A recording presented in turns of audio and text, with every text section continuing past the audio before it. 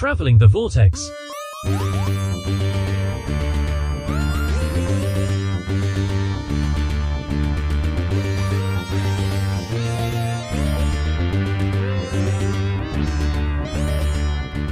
We've joined Dr. Who Am I as he travels to conventions and arrive at episode 536. I'm Keith.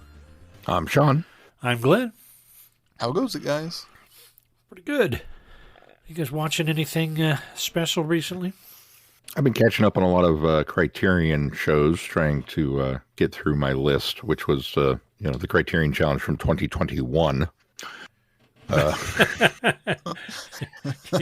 You're about 2 years behind.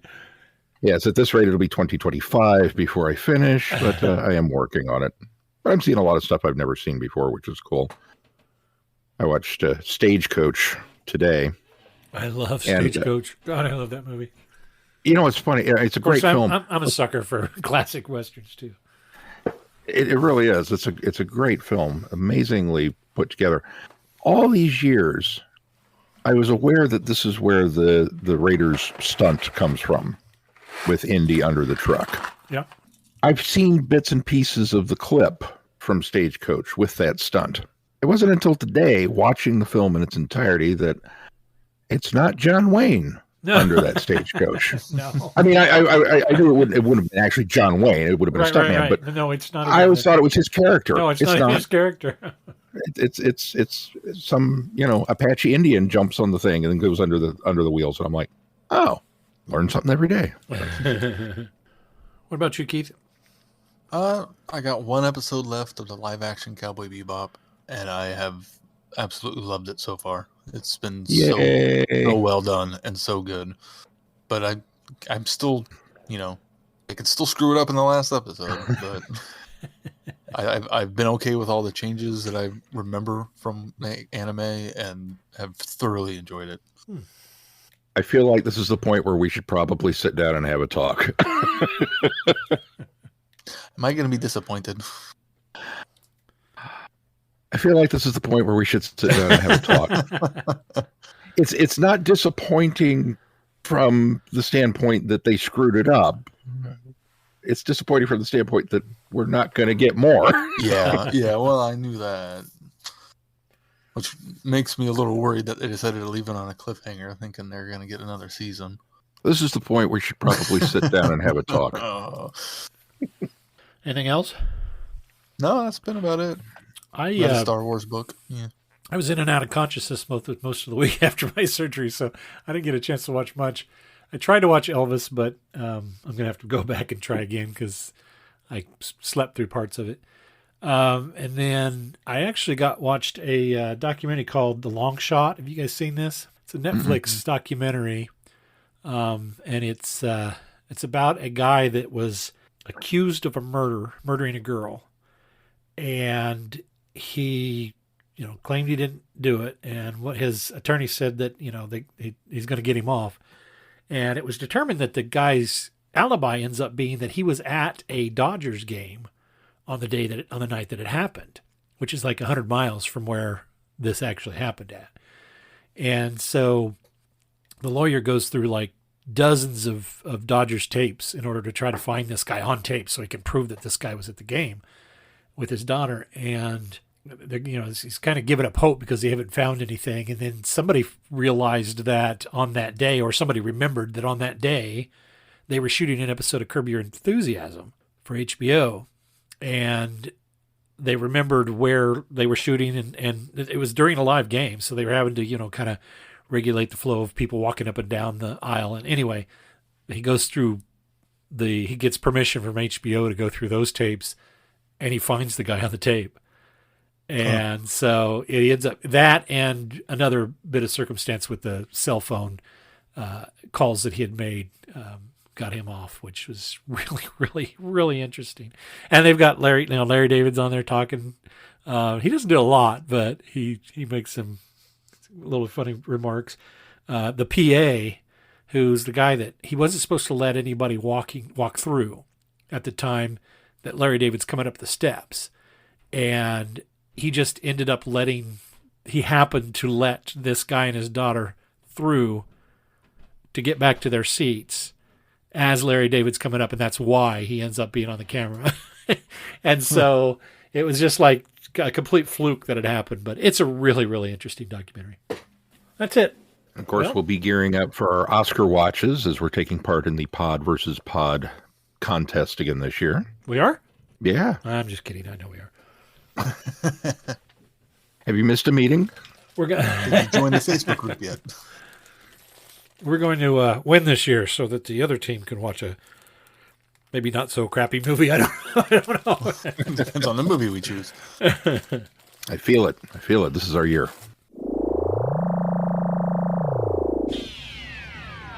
You are invited on an adventure across all of time and space. In a completely random order. It's the Police Box in the Junkyard podcast. Jump in the TARDIS with your hosts, Eric Gulbranson, Asad Kheshki, and Matthew Kressel. Explore Doctor Who TV stories, audio adventures, and books, both novels and non-fiction. The Police Box in the Junkyard podcast. It's the entire Whoniverse. On shuffle.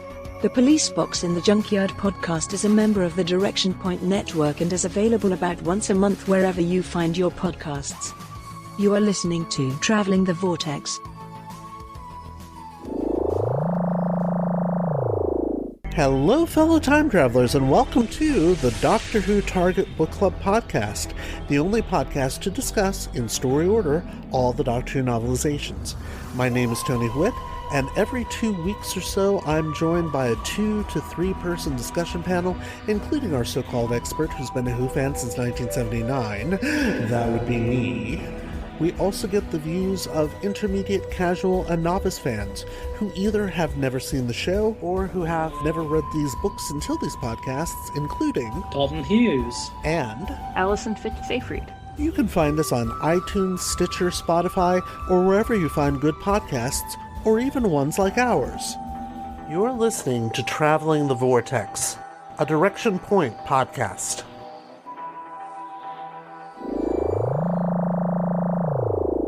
All right, let's move on to news. Well, they just announced today that season 9 is going to be the next Blu-ray collection. That's John Pertwee's season. Yay! I told you so.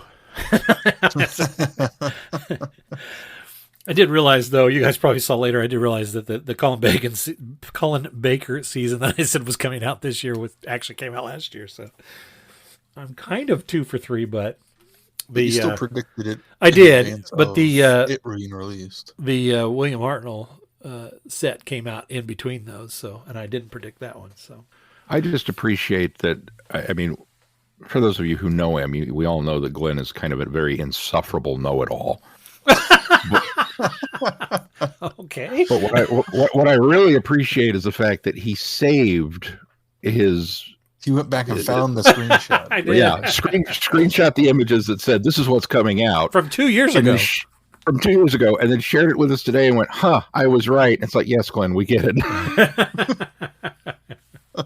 As I was going back through that thread, I also saw where I was talking about what they would probably do with some of the Hartnell and Troughton stuff. And we may have talked about this when they released the details of the Patrick Troughton Series 2. Was it Series 2 that we're getting? Yeah, it must be. Yes. And then I had said that I almost guarantee they're going to go ahead and release either Season 1, Sans Marco Polo, and put that truncated retcon that they put on, or not retcon, reconstruction that they put on the beginning box set, or they were going to release Season 2 and just give us a reconstruction version of the Crusade, which is what they ended up doing as well. So I even kind of got that right as well. It's so insufferably frustrating because I can't argue with you. You went and got the proof. You backed it up, and it's like, yeah, I know. It's like Harriet Jones. Yes, we know who you are. I feel like I'm tooting my horn too much. No, don't you dare stop. Are you kidding? Like, I don't rub it in every time it's an Easter Saturday? I mean, come on. Well, that's true. But yeah, coming soon to a Blu-ray near you. Day of the Daleks, Curse of Peladon, the Sea Devils, the Mutants, and the Time Monster. Very excited. So what that'll leave? That leaves. Well, for us, that will be what, season 2? No, season 3. It's season 3. Well, yes, season 3 because they'll Season have 2, 3, and 4. Because it's season 9 for the UK. So Correct. we still need season 1 of his. So yeah, season 1's the only one. 1 and 5. No, wait. Yeah, 1 and 5. Did he have 5 seasons? Oh, he did have 5 seasons. I was thinking he only had 4. Nope. 5. Okay. Yeah, we have all. Well, we will have all of Joe. We don't have any of Pertwee with Sarah Jane or any of Pertwee with Liz. Liz Shaw, yeah. At least not yet. Not yet. I'm kind of surprised they haven't done the first season yet, considering, the first story is already on Blu-ray. Right. Spearhead's... That's an easy conversion. Yeah, Spearhead was shot on those film, discs so out and it's put them already into been converted. Yeah. Change the artwork on it and call it good. Mm-hmm. I wonder if the impetus, and I hesitate to say this, but since Getting the bonus features recorded with Katie Manning while she's still with us. Yeah. Yeah. Since we don't have Elizabeth Sladen or That's a good point. I hadn't thought of Caroline. that, because both of those passed away already. Both those gals. And a lot of the extra unit actors, are still around that are more prominent later in the series. Right. Yeah, because they can bring John Levine and oh gosh, Mike Yates. What was his? Richard Franklin. Thank you, Richard Franklin. in to do some of that. Which they did, it looks like, for this box set. Oh, did they? I didn't see that. That's cool. Oh, in the trailer, there's a shot of John Levine walking with. Oh, that's right. Face? Yeah. Okay, I do remember that. Yeah. Toby Haydock. Yeah, Toby Haddock. yeah.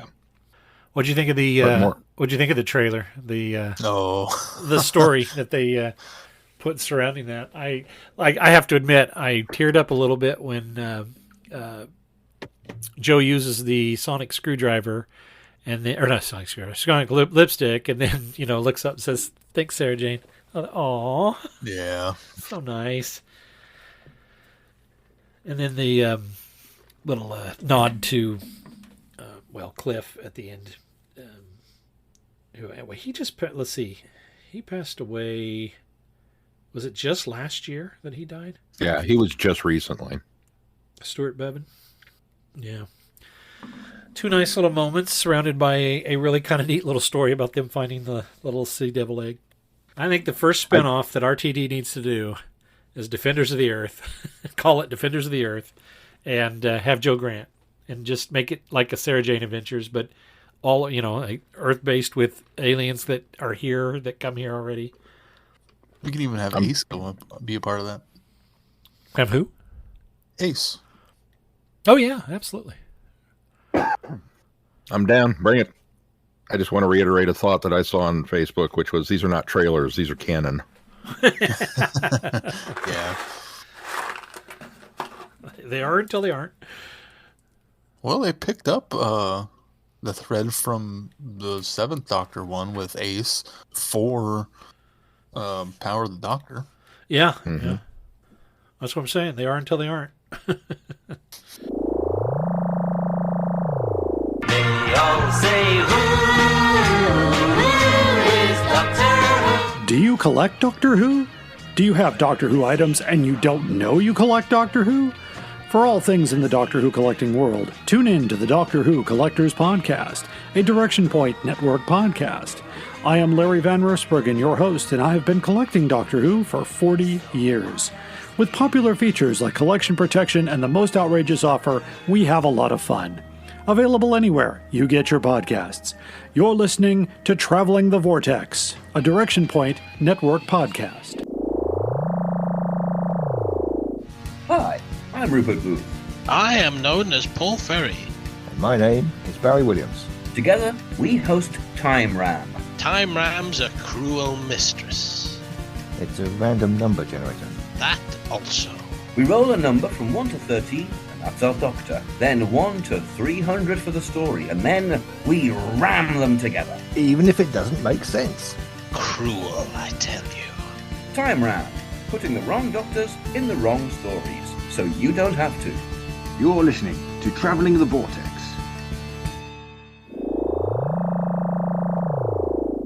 All right, well, nothing else in the news this week, so should we move on to our review? Doctor, who am I?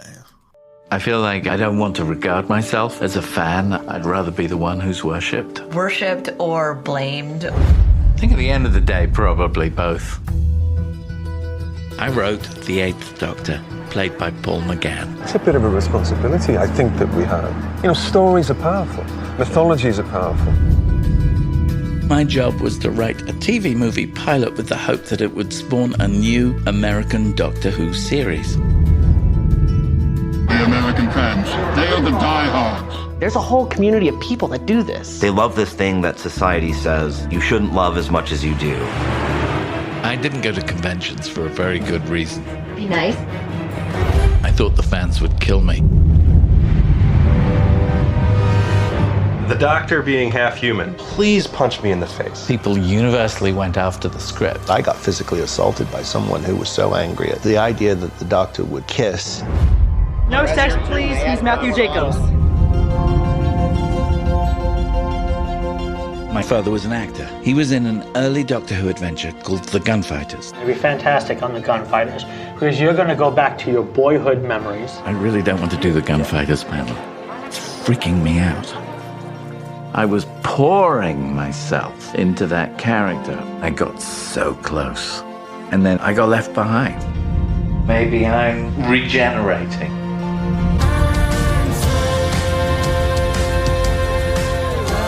Doctor Who has helped a lot of people find who they are. This is a giant family, and it's full of love. The sense of community and companionship. That's what I enjoy the most about it. You go for the fans. You're a part of this now. I think at the end of the day, I'm a bigger fan than I knew. At some point or other in our lives, we all ask the same question. Who am I?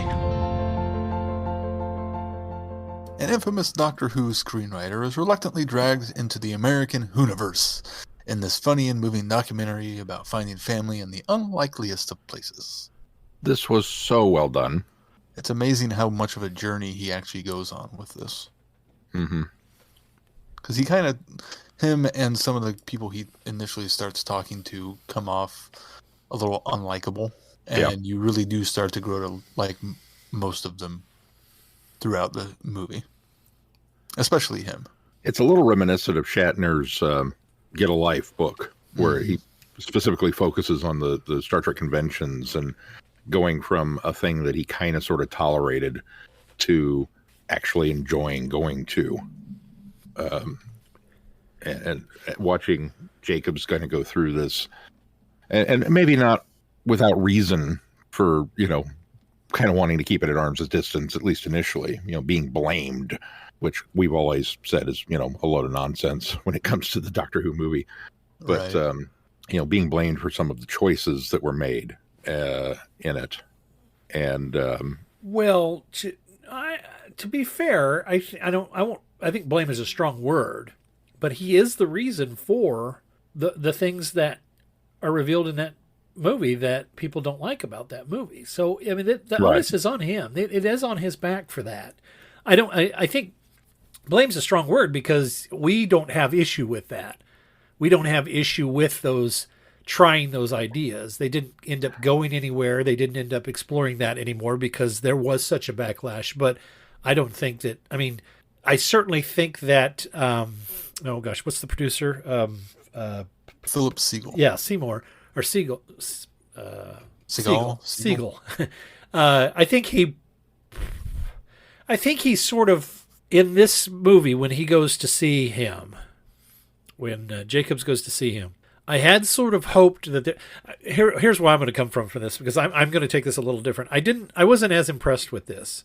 I think it's a good documentary. I just had hoped that Jacobs had gone further. I had hoped that Jacobs had come around to more than he did. I sort of felt like in this whole documentary, I think he feels like he's going through the motions, not like he's like faking his sort of comeback and realization that, it isn't as bad. He didn't need to keep fandom at arm's length, because he really didn't. But I'm not convinced by at least his demeanor or his presentation by the end of this movie that he's really kind of come around as much as I wanted him to. And maybe that's because my expectations of that were higher. And you can't fake that just to make a good documentary, because you're trying to be as faithful to reality as possible.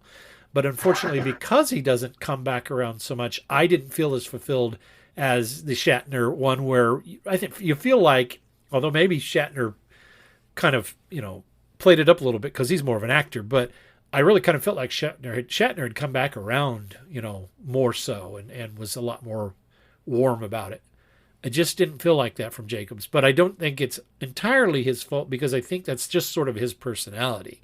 I think he's one of those kind of guys that no matter who you are, he kind of has he seems like an introvert, and he has a bit of a kind of standoffish personality. And so to me, it felt like this, I had hoped this would go further, and I don't feel like it did. It wasn't as fulfilling as I felt that it could have been, but again, you can't force that kind of thing. I think what I really enjoyed about it was I hadn't been to a convention, and specifically a Doctor Who convention, for so long. It was nice to see, convention goers and costumes and that kind of stuff. So that was neat. We'll have to go back. It could have, focused a little bit more on, while it rightfully so, focused on the fans. It didn't seem to focus on as much on his interactions with a lot more of them. I think if they could have done that and see him warm up to the people that are coming up to talk to him, it would have maybe made his, the ending feel a little more earned. Yeah. So here's the thing: is if you're going to go to, that's the problem. Well, that's just it. If you're going to shoot that much video to get this kind of story, to tell this kind of story, it makes me wonder if they didn't have enough of that interact, because they have some of it, but I wonder if they didn't have enough, and maybe it is the documentary makers, problem. I mean, I guess Jacobs was one of the directors on this, but maybe it was their issue that they didn't use enough of that if it's there. But if they didn't use it, it almost makes me think there wasn't enough of that, and so again, that kind of received as warmly exactly as it wasn't as hope. Right, because if he had been received more warmly by more people, they probably would have put that in the documentary. But because it is so few and far between, I just feel like maybe they didn't get everything out of that they wanted, and they just did what they could with what they got. I don't know. I could be wrong. I think it's a good movie, and I enjoyed hearing from Daphne Ashbrook again. I enjoyed hearing from Paul McGann a little bit in there, and I kind of would have liked to have heard more from them, but this story isn't about them; it's about Jacobs, so it makes sense that they're not in it more than they are. But it's interesting from the standpoint that, first of all, we'll have to go back and rewatch it and do frame by frame, because Mel and I have to be in the background of pretty much every single shot that they filmed, because we were at Galley the year that they did this. I'm looking at these people in costumes going, I remember that. I have photos of that person. So we're there somewhere. Well, as far as only half of that, only half of that is Galley. The other is Elihu. Yeah, the other is Elihu. Some of that was shot at Elihu. Now, the Elihu sequences were not in, because we haven't made it out there yet. I'm working on it, Ken. But yeah, the Galley ones we are. And that's the convention that I actually caught up with him and talked to him, and kind of gave him my thesis on we wouldn't have New Who without Doctor Who the movie, because there's so much that the new series borrows from it. And I had this conversation with him, and he seemed genuinely touched, but there was no camera crew around at the time that I told him that. So I don't know if they'd already knocked off for the day, or if they were shooting B-roll somewhere else in the building, or what. He certainly didn't say to me, wait right here. Let me go grab these guys, and you can say that again on camera. Well, what's interesting is that is reiterated to him on camera by somebody else. Yeah. Yeah. So I felt justified in my opinion going, oh, thank goodness I'm not the only one that feels this way. Well, and was it him that kind of starts to bring that up initially? Or am I remembering that wrong? At one of the panels he was at. I think it's in defense when the people's house that he goes to are kind of openly attacking him on the couch. Well, the one guy for sure. Seemed an odd guy inclusion. was being a little more diplomatic, but yeah, it seemed an odd inclusion for that bit, honestly. Well, maybe if you open with that and then go to the con, you can see the progression of him a little bit more. Well, and that was another thing is I felt that the pacing and the structure of it could have been improved upon. It felt at times it felt a bit disjointed. I think that I am not a documentary filmmaker, but I think having been in the news business, I think we're at least a little more qualified at this than even maybe real movie or fictionist movie productions. But I think I would have chosen to edit the narrative a little differently than they did in this because it just felt a little conjoined and didn't flow as smoothly as I think it could have. Mm-hmm. It did seem to jump all over the place. I'll agree with that as well. I also think it was interesting that they actually went to Eric Roberts' house. Yeah. I mean, color me shocked. It's like, oh, you're in this? Okay. And how fondly he talked of the conventions and the film. Well, he talks fondly at conventions when he's not there. I'm hoping, I don't know, I'm really hoping that Eric Roberts, like Shatner before him, just had a couple of bad experiences and has started to warm up, because I have another friend that went and saw him I think he was at a Crypticon, and he told him how much he enjoyed his version of the Master. And he says Eric Roberts lit up and started talking and how much he loved doing it. Maybe it's the Big Finish effect that now that he's done it a little bit more, that he's more comfortable with it and more open to it. I don't know. I've heard the same. I've heard the same that in the last 5 or 10 years, he's been a lot more receptive at conventions. So. Maybe he just had a bad flight at that galley. That's entirely possible. He didn't even show up at our. At our time eddy that he was supposed to be at. Well, that's true. I forgot he was supposed to be there. Yeah, he was a no-show. Anyway, but no, I enjoyed the look at fandom. I think we were portrayed as a group very well. I think. Yeah, I would agree with that. That was certainly a joyous thing to see on camera. And that god awful Marriott carpet that brought back a lot of fun memories for me. Yeah, there was scenes that I was familiar with, and I mean I wasn't there at the time, but having been to Galley before and seeing, like you said, that carpet and the lobby and the foyer and all that hallway, that kind of goes and wraps around. I was like, oh yeah, I've been there, been in that hotel, been at a convention there, as a matter of fact. And as someone who has not been to Galley, it kind of felt like I was there to some extent. Like I kind of got a good gist of what it would be like to go to Galley, a good feel for it. Well, get your tickets, a couple weeks away. Don't think that's gonna happen. If I win the lottery, and they just announced Chris Chibnall, by the way. Yep. So if I win the lottery in the next week and a half, 2 weeks, then I'll buy tickets and hotel rooms for everybody. That's a date. It'll be my turn to be the guy on the couch yelling at Chibnall. So why did you do this again? I just hope people are nice. I think they will be for the most part. I think Galley's a pretty friendly crowd. I think so too.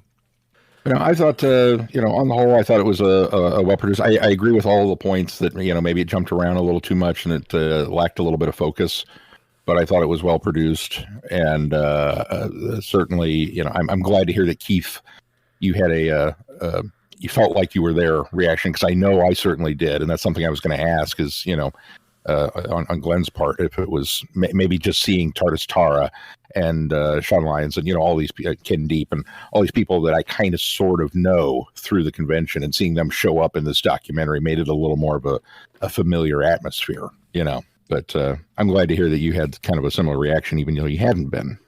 And we really need to remedy that. We really need to get you there. I kind of know of these people and, have followed them on social media. So it's cool to know some of those faces already as they show up, or know the name of oh, I've heard that name. That's what they look like. Oh, okay. Cool. I also thought it was fascinating, and I kind of wish there was a little more of it, but I know why they didn't include it was him talking about, his thought process behind the writing of it and why he wrote what he wrote. Not that we have any issue with it, but it's always fascinating to hear those sort of, thought processes and, we were trying to do this and I wrote it like this because of this. And I thought that was really interesting to listen to. But again, that was another thing that I think they could have gone further with, and they could have been a lot more of. Yeah, they could have been a lot more.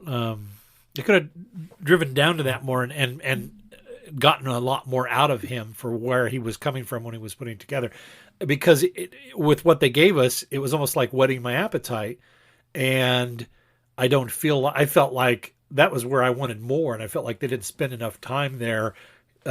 Basically allowing him to justify his motives, and I didn't feel like there was enough of that either. So on the other side of that coin, though, I also didn't like the guy on the couch attacking him about it all either. So, and that was kind of in that same segment. I didn't like it either, but I kind of also felt like that was necessary. But again, and I think Sean put it, or one of you guys put it very well, that maybe that should have been sooner in the narrative of everything, so that you could come around and kind of soften that a bit. But I like the fact that you've got to have some conflict when you're putting something like this together, because you have to have the other side saying, this is what you ruin this. This is what we don't like.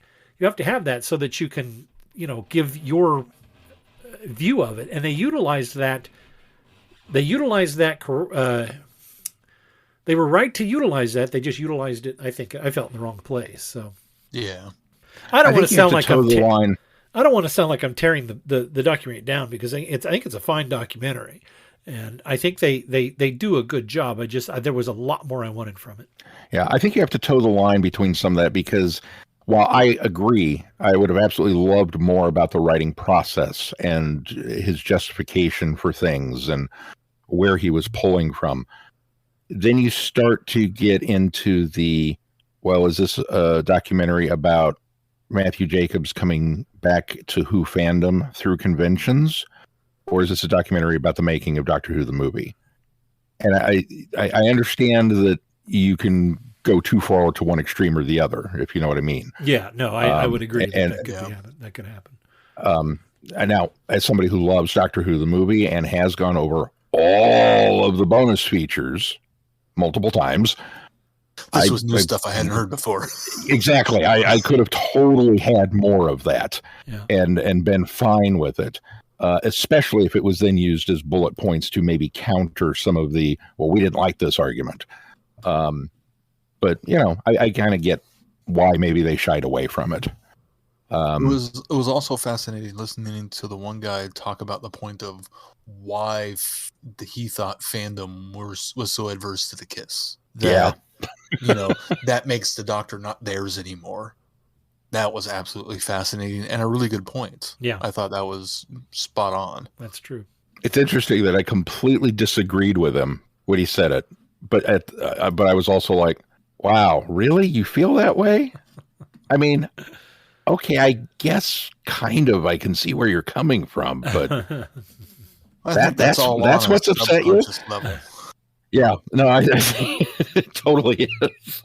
I was a little surprised too that they spent as much time on the gunfighters, and I don't want to say that it wasn't necessary, because obviously that experience with his dad being on Doctor Who and him going to the set shaped a lot of what would become Matthew Jacobs' screenwriter. But it really kind of seemed like they kept going back to the well with that one. And that for me was a little frustrating. It's like, okay, we get it. Well, I wonder if we feel that way because they did that to kind of, as you said, establish where he had come from as a writer. But I think also they revisited that. I think the reason it feels that way is because that was one of the panels that he was not presenting, but he was part of with Steve Stefanski. That was what they were doing there. And so they kind of had to come back around to it there where he was talking about it. So I don't feel like they did. I think they did enough with that, but I don't think they did. I didn't feel like it was too much, or they were revisiting that well too often. I could be wrong, but I didn't get that impression from it. Of course, I love the gunfighters. So Glenn's over here chomping at the bit, going, "Why don't you talk more about the gunfighters? More. I want the documentary making of that one." Gunfighter recollections from a 7-year-old. Yes, more of this. No, I just feel like maybe it had. That was, for me, that was an element of the pacing that may have been just a little off for the way that was structured. But I said, on the whole, I was a big fan of this documentary. I thought it was a very touching tribute, and I appreciated it. Yeah. All right. Well, what do you got coming up next on the schedule, Sean? Well, coming up next on the schedule, we go back into the war.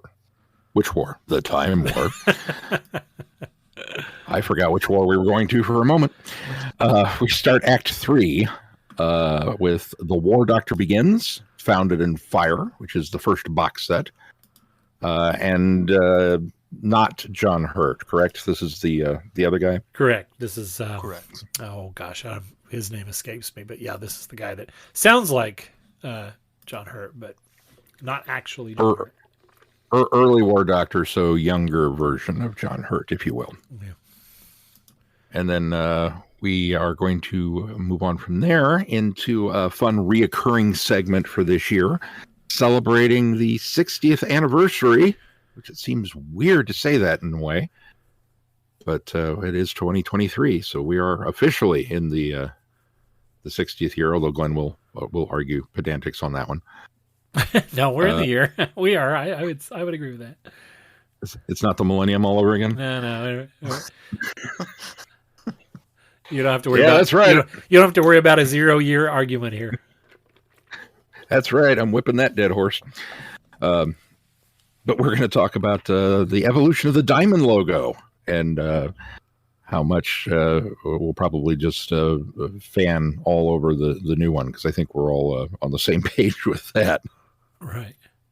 But we have several of those kind of tie-ins planned that we will sprinkle throughout the course of the year. So you can look forward to that. Got some book reviews, got some recaps of classic episodes, got some comic stuff coming up. So all good. Lots of fun stuff on the horizon. Oh, we always do fun stuff. What am I talking about? We do always do fun stuff. We do. And you can find us on our website, travelingthevortex.com. If you get any value out of this podcast, please consider putting some value back into it. You can do that by clicking on the Patreon link on the website and consider supporting us. When you become a patron of the podcast, you'll unlock more audios and specials by us. In fact, just recently, last week, we've uploaded a what we're calling the home version of the Great Traveling the Vortex quiz show. We are doing the Great Traveling the Vortex trivia quiz, and it's a series of 10 questions, and we give you the questions, and then we come back and give you the questions along with the answer, and that's something that we're going to probably try to put up once a month, so we'll have one, and each of us will take turn hosting one of those, and so it's just a fun little way to test your Doctor Who trivia knowledge. And then, of course, we've got other reviews and other things, lots of fun things planned that are headed that way as well. So it definitely gets your best value for your buck that way. Also, please consider giving us a 5-star review wherever you subscribe to podcasts, and make sure you join in on the conversations in our listeners forum on Facebook. Before we close this one, anything else we need to touch on before we leave? If not, until next time, I'm Glenn. I'm Sean. I'm Keith. Cheers. Good night, everybody. Be seeing you. Thanks for listening. You have been listening to Traveling the Vortex. Doctor Who and all of its associated programs are owned and trademarked by the BBC. No infringement is intended or implied. Direction point! Direction point! A Doctor Who podcast network.